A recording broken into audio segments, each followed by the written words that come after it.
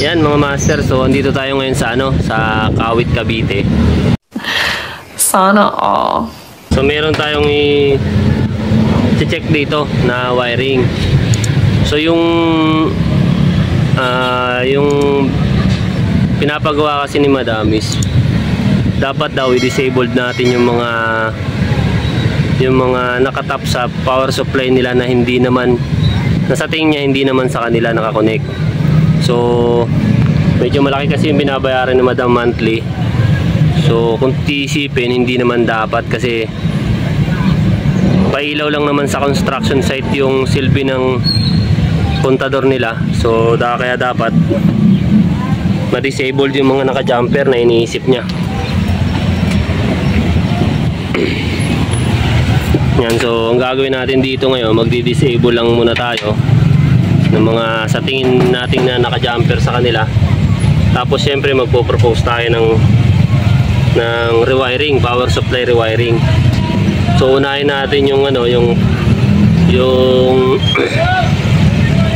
power supply natin, magpaglabas ng kontador papunta dun sa branches breaker nila, tapos tsaka sila magtatap ng mga submeter. Ayan. So ang negosyo kasi dito ni Madam is mga install. So 25 units ang install niya.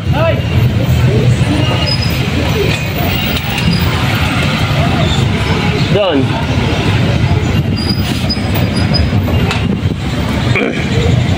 Yan, so doon si Master Tupper sa baba. So pinapa-shutdown natin para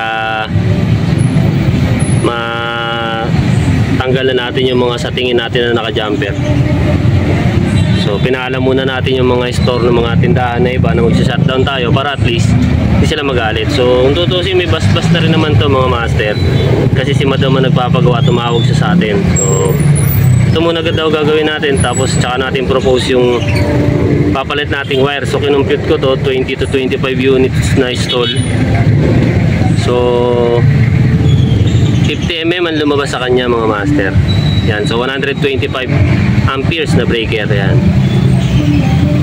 Yan, so abangan nyo yan mga master. So update ko kayo tungkol dito. Tapos yun, so wiring ako muna to. So tanggalin ko muna yung mga naka-jumper. Tapos update ko na lang kayo mga master. Sana mag-go yung pinopropose natin kay Madam. So yun lang. Yan, ito mga master. So ito yung tinutukoy ko kanina. Ito, so yung termination niya. Ayan. So kung titignan mo, marami naka-jumper sa kanya. So ito yung linya nila Madam. Pero kung titignan mo dito is apat. So apat na wire. So isa sa supply galing sa breaker, tapos isang wire, pangalawang wire para sa kanila, and then yung dalawang wire na nakatap. So hindi natin alam kung kanino yon mga master. So ito yung kanya, yung PVC na yan na gumala. So yung may nakatap, ito yung dalawa na yan. So hindi natin alam kung kanino yan. So di-disable natin yan. PVC sa Muslim. Ha? Yung PVC sa Muslim. Oh, yun, PVC daw sa Muslim. Muslim. Yan mga master. So yung mga hindi pa nakasubscribe sa channel natin, subscribe na kayo. Kung ayaw nyo pag-iwanan. So pwede kayo magtanong, as long as kaya kong sagutin, sasagutin natin yan mga master. Nag-shutdown ka na, Per? Oo. So yun, videoan ko na lang mga master habang dinidisable ko.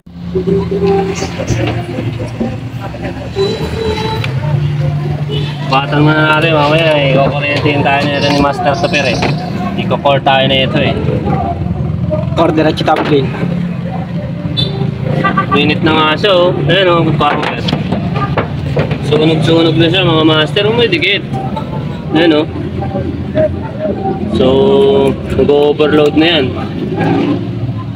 Tutong na mukha na ito.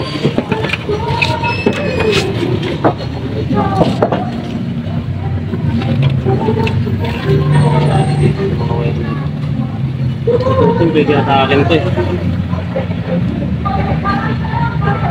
Huwag mo na atakin, tatansuin ko yun. Akin na yun. Tanso ka pa ah.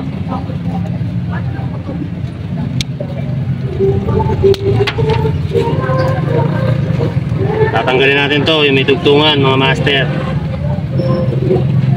Temporary lang naman to eh. So, Hanggang kailan sila walang ilaw? ha? Ngayon lang, ngayong araw lang. Bukas meron ulit. Ngayon, pagkatapos ito, meron na to.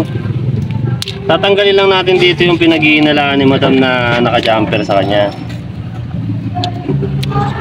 Kasi malaki binabayaran yung kuryente kada buwan. Eh, ginagamit niya naman dito, pailaw lang naman sa construction site. Ng mga ginagawang stool.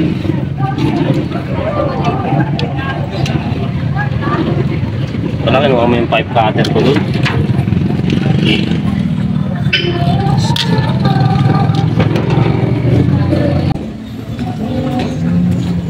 Kaway ka muna, Chip.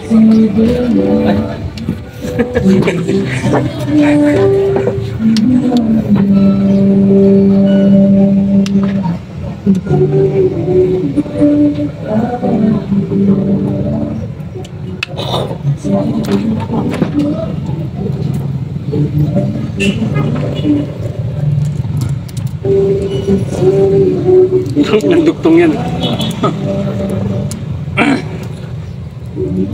May pattern. Yung tinatawag na puzzle. Applies.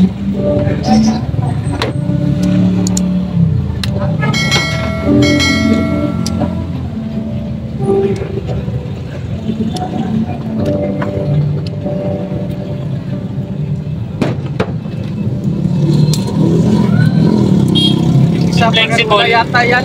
Tay? Ay, sir? Yung isa wala. Ito? Oo. Pumasok sa bahay, no? Yung haba, yun ang may yun. Sa Muslim. Sa Muslim. Tanggalin natin yan sa... Ito.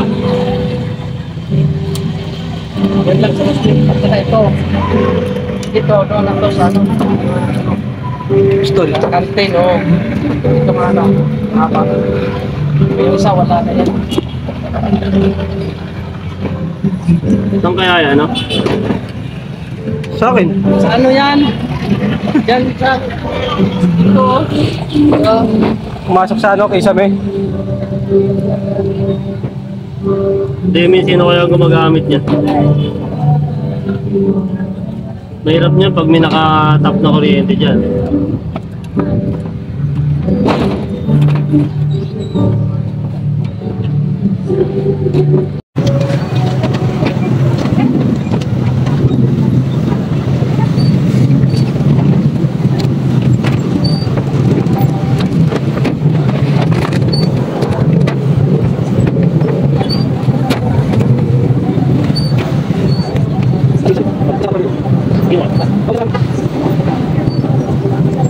Ano